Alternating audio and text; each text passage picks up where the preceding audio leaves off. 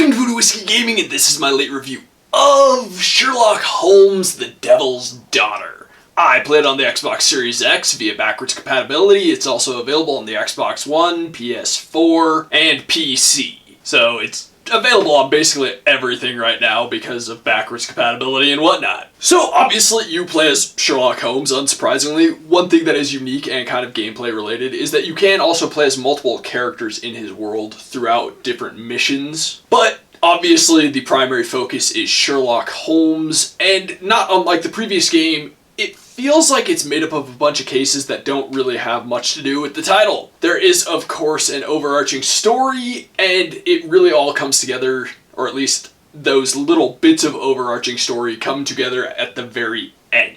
Some of the cases were really interesting and had some good twists to them, whereas other ones, once you met the suspects, you knew exactly who it was. And that was a little disappointing. It's also interesting because as the game goes on, the cases get progressively shorter, which is a little weird. But it's also those ones that are the much easier ones to figure out what was going on, figure out who the actual guilty party is. Now, the overarching story revolves around Caitlin, who is Holmes's adopted daughter, who was Moriarty's daughter. And no, that's not a spoiler. They go over that really early in the game, and it was a little odd. Although I am actually really glad they went over that as soon as they did, because honestly, it threw me for a fucking loop. Like, Sherlock Holmes, not exactly the parenting type. He's never come off that way to me. But that being said, overall, I did actually enjoy the story. I liked that, it did tie together well. So let's get into the audio. And one thing that was very jarring for me, having played the last one pretty recently, was they switched Sherlock Holmes's voice actor. And so from what I understand, this will be the voice actor in the next Sherlock Holmes game as well, which I guess that works, but it did throw me for a loop in the first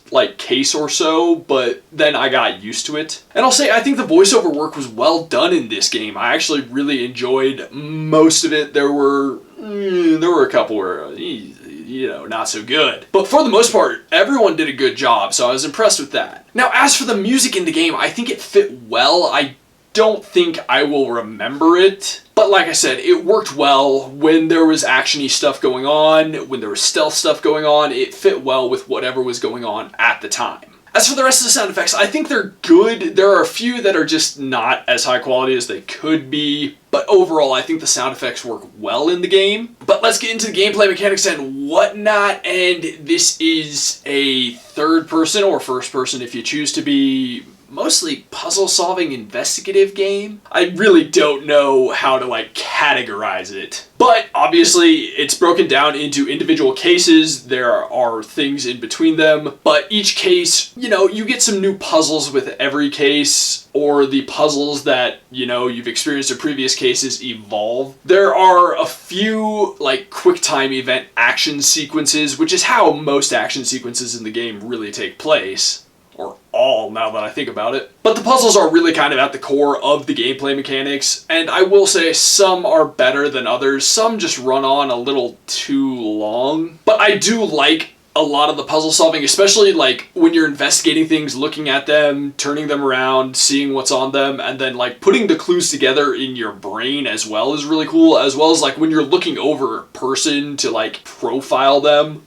Oh, their eyes are red, were they crying, are they sick, do they smoke, you can see it on their fingertips, things like that. I thought that was actually a really cool element. I really enjoyed that element of the game. But then there are things there's a lawn bowling section, which, while I did well enough in it, actually I did really well in it, but it was still really boring, and it just kind of slowed the entire momentum of the game down. And then there are some other sections where I don't know, they just didn't feel entirely necessary. They could have gone about getting you that information in a different way, but I think overall I enjoy the mechanics. I enjoy the puzzle solving for the most part. I enjoy the interrogations. I enjoy piecing together the cases overall for the most part. This game, however, could benefit from a few things being changed. Seriously, the lawn bowling thing could be completely removed and it would be okay. Or just handled in a cutscene, I don't know, something like that. As for the controls, I think the controls work well. They do what you need them to do. I will say you do get hung up on environmental things occasionally during certain spots, but that's not really a control issue. That's just your character fitting into the world. But when you're doing the QuickTime events, I found that they responded when I hit the buttons. When I was looking around, I felt that the camera control was good, the movement was overall good. I just think overall the controls work well for the game. Now let's get into the graphics and visuals, and I'm going to say it right away. This game looks way better than the previous Sherlock Holmes game. They clearly went for a much more realistic look, and they did a much better job at trying to hit that. I mean, obviously, this being a previous generation game, it doesn't look quite as good as, you know, something brand new, but it does actually look really good. I was impressed at how good it looked. I liked the subtle details. Like, you could see the veins in Sherlock's hand, and, like, it comes in handy when you're looking at people trying to pick up, like, their profile and figuring out, like, were they crying, are they sick, oh, this or that about them. The graphics help with that. The visuals also very much help with the world. They make it feel like a much more real world, and obviously when you're going for a more realistic look, that's good, and it's beneficial that you do that. I will say the opening cutscene, which ties into one of the cases, feels very, very much like it was heavily inspired by Sherlock Holmes' Game of Shadows. I just thought that was kind of entertaining. It was like, oh wow, you guys are really trying to,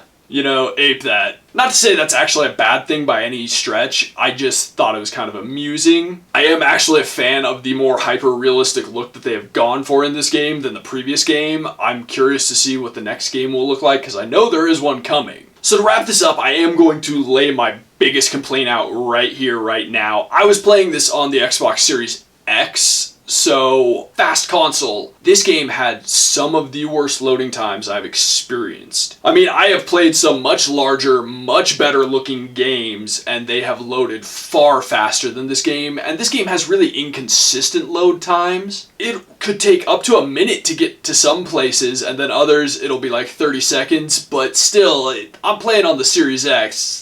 A minute for a load time for this game, I gotta say, that's awful. Just awful. But that aside, I did overall enjoy the experience. I will say it's around $50 right now, and that is just, nope, can't do it. Can't recommend that. You know, if this was 30 or 40 bucks, I could fully recommend it at that price, and I will say I recommended this game when it's on sale for 40 bucks or less. Because I can't say that I did enjoy the experience, I just didn't enjoy paying that much for it. Okay, so in the comments down below, I asked you who is your favorite Sherlock Holmes in the TVs and movies last time, so what is your favorite Sherlock Holmes story? And as always, thanks for watching. If you enjoyed the video, please hit that like button, and if you like what I'm doing in general, share and subscribe.